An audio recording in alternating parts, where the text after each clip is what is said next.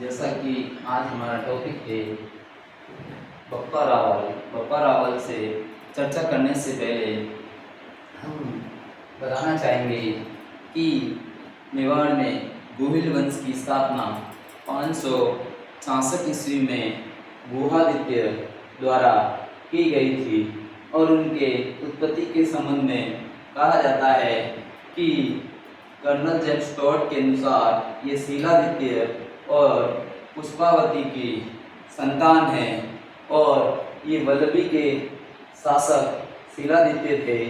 तो ये colonel James Tod का कहना है और गौरीशंकर हीराचंद ओझा के अनुसार ये सूर्यवंशी है और अकबर के दरबार में अबुल फजल जो कि अकबरनामा लिखा था,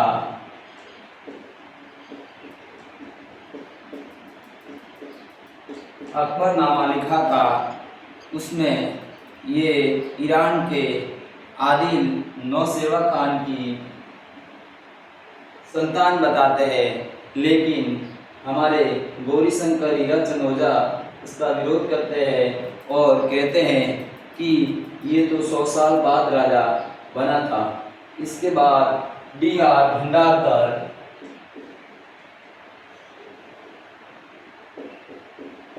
भंडारकर जो इनकी उत्पत्ति ब्राह्मणों से बताते हैं और ये कहते हैं कि कुंभलगढ़ प्रशस्ति जो कुंभा के समय लिखी गई थी उसमें कुंभा अपने आप को विप्र कहते हैं।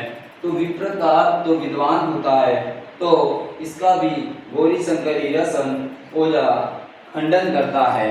तो इस प्रकार हम इनकी उत्पत्ति के बारे में सामूल्य अभिलेख की चर्चा की थी, तो उसमें सभी राजवंशों का काल निर्धारण करने के लिए हमने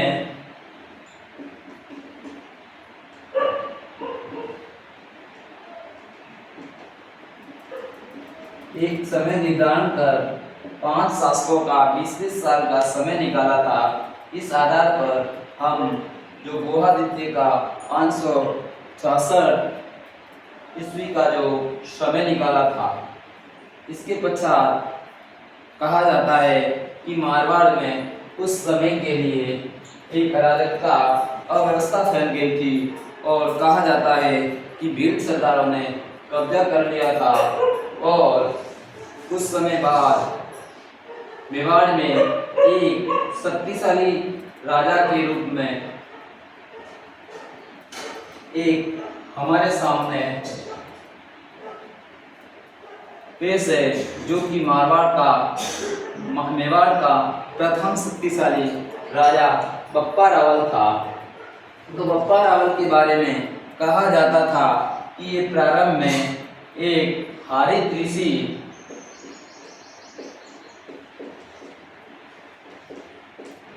की गायों को चराते एवं उनकी सेवा, तो कहते हैं कि हरित ऋषि की गाय चराते थे और उनकी सेवा करते थे। कहा जाता है कि अब हरित ऋषि की एज हो चुकी थी और हरित ऋषि बप्पा रावल की सेवा से प्रसन्न होकर कहा कि अब तुम जो चाहे वह हमसे मांग सकते हो, मैं तुम्हें यथासंभव देने की ट्राई करूंगा। तो ऐसा कहा जाता है कि बप्पा रावल हारित ऋषि से कहते हैं कि मुझे किसी क्षेत्र या राज्य का राजा बना दिया जाए।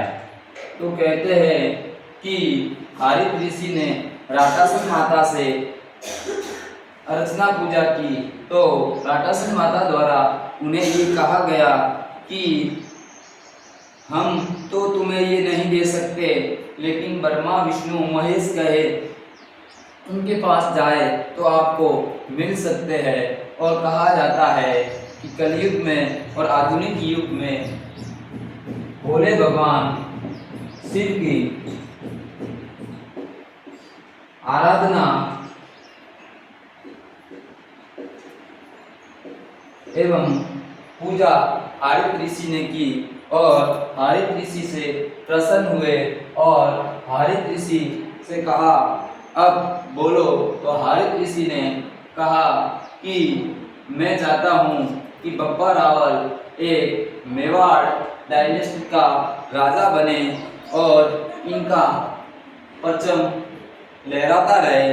तो कहा जाता है कि बप्पा रावल हारित ऋषि के आशीर्वाद से मेवाड़ का राजा बनता है और कहा जाता है कि जैसे कि विदित है कि चित्तौड़ पर मौर्य वंश का राजा मानमौरी शासन करता था और कहा जाता है कि बप्पा रावल ने अफगानिस्तान गजनी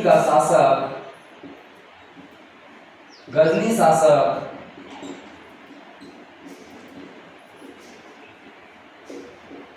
सलीम को हराकर वहां पर गजनी का राजा अपने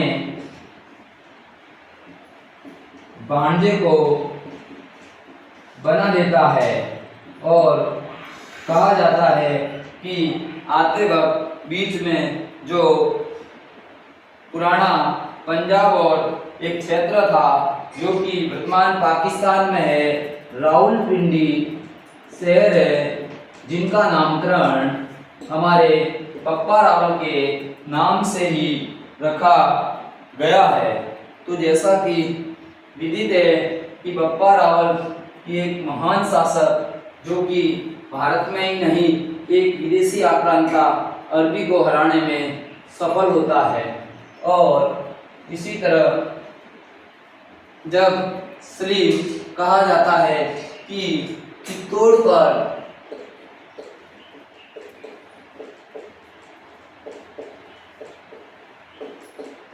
आक्रमण करता है तो वहां का राजा मानमौरी अयोग्य और उनका सामना करने में असमर्थ रहता है। तो वहां के सामंतों द्वारा और आम समुदाय द्वारा कहने पर बप्पा रावल चित्तौड़ पर मानमौरी एवं सलीम को हराकर चित्तौड़ पर 734 ईस्वी में अधिकार कर लेता है। इन्होंने अभी चित्तौड़ को राजधानी नहीं बनाया है, चित्तौड़ पर कब्जा कर लेता है, अधिकार कर लेता है और इस विजय के उपलक्ष्य में उन्होंने सोने के सिक्के चलाए।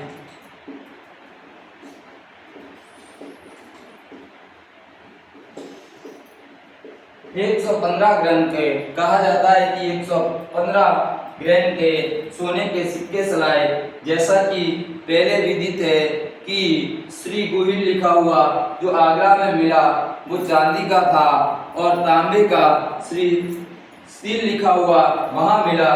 तो उन्होंने सोने के सिक्के चलाए और कहा जाता है मेवाड़ की प्राचीन और प्रथम राजधानी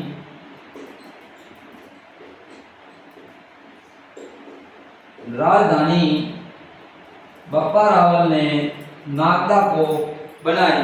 इस प्रकार शासन जो नागदा से चालू किया था। जैसा कि विदित है कि बप्पा रावल हारित ऋषि के आशीर्वाद से मेवाड़ का राजा बनता है। तो स्वाभाविक है कि कहा जाता है कि वह जो शिव की आराधना के बाद उन्हें हारित ऋषि के अनुसार शिव द्वारा वरदान दिया जाता है और कहते हैं कि बप्पा रावल ने नागदा एकलिंगनाथ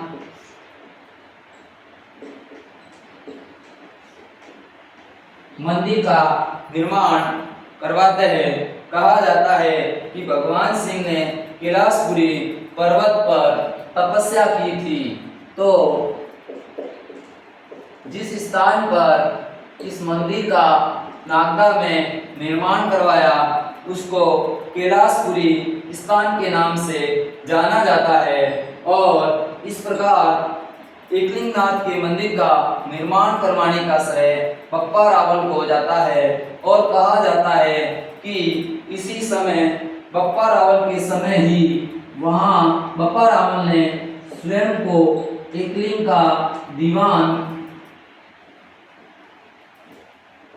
दीवान माना, अर्थात स्वयं राजा तो एकलिंग देव है, हम तो उनके प्रतिनिधि है।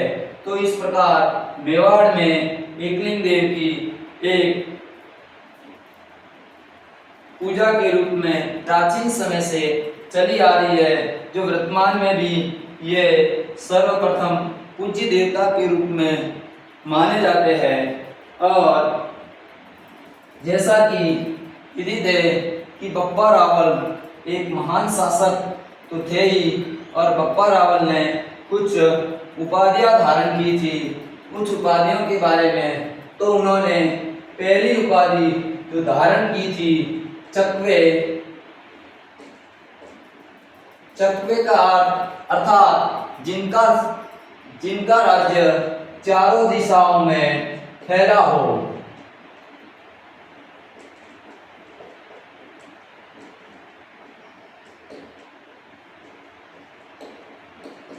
तो कहा गया है कि ऐसा राजा जिनका राज्य चारों दिशाओं में फैला हो तो उसे चकवे कहते हैं। तो इनकी प्रथम उपाधि चकवे थी, और उन्होंने दूसरी उपाधि राजगुरु की धारण की थी, जो कि अपने मेवाड़ में सम्मानित विद्वजनों का सम्मान करने वाला माना गया है। और तीसरी उपाधि उन्होंने हिंदुआ सूरज की उपाधि धारण की थी। और जैसा कि इनकी एक उपाधि और थी जिस उपाधि की जो कि हमारे इतिहासकार एवं लेखक सीवी वेद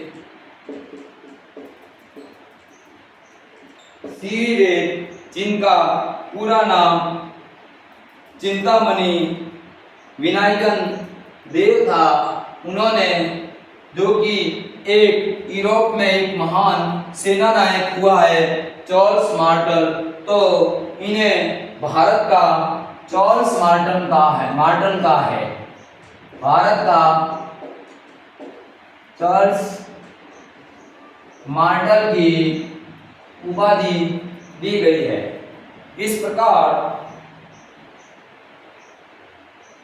प्रकार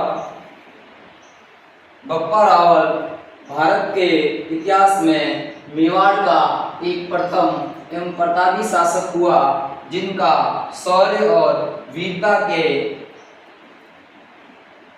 पद चिन्ह पर आगे ये परंपरा चली रही। इसके बाद कहा जाता है कि मेवाड़ का राजा खुमान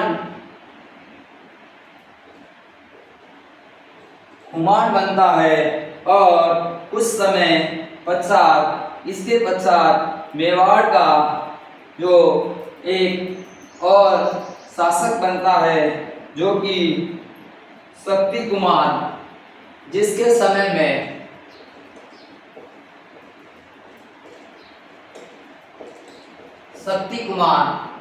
समय में कहा जाता है कि मालवा का शासक